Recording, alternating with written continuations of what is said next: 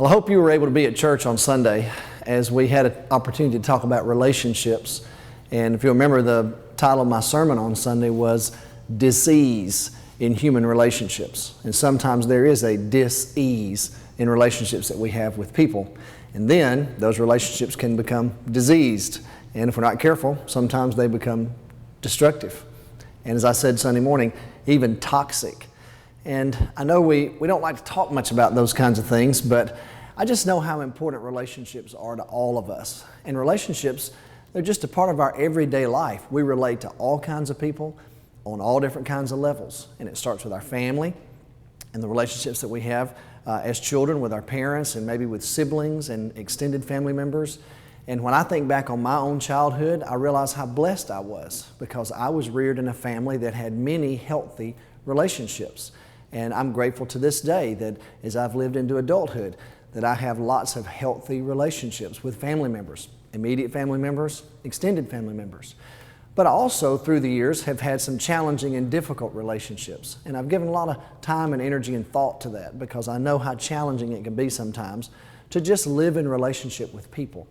And so this past Sunday, we looked at this story out of John 8. And this week, we're going to be reading John 6, 7, and 8, and you'll have a chance to read that story again.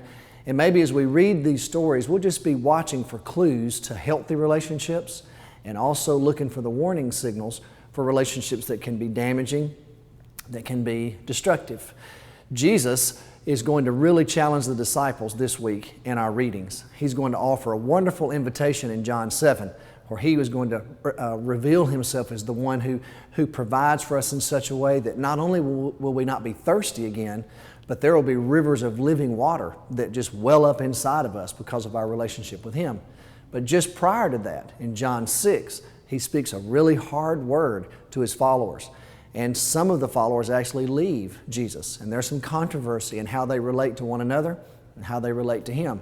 And then that leads us into John 8, where we find this woman who had a troubled relationship with an unknown man, and also these Pharisees and scribes who had troubled relationships because they were living in this atmosphere of legalism, as we talked about all that on Sunday morning.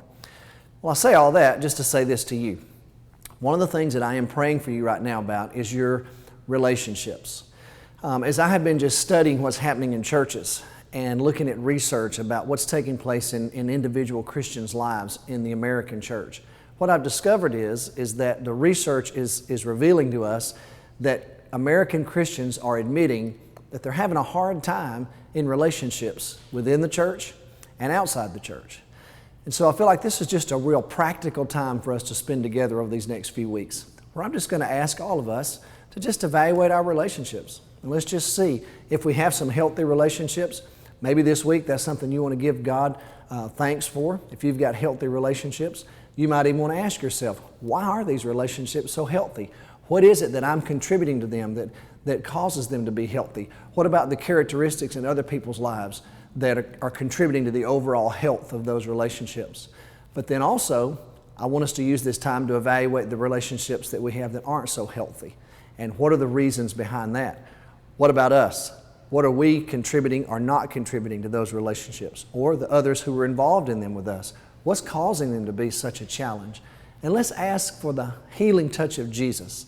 Let's ask for the wisdom and the discernment of the Spirit of God as we try to live in relationships that are right, that honor God, that bring fulfillment to us. And if we need wisdom and direction about some challenging ones, about some difficult ones, well, let's do that. So this week, I'm just praying some very practical, pragmatic prayers for you that really have to do with how you relate to other people on a day-to-day basis.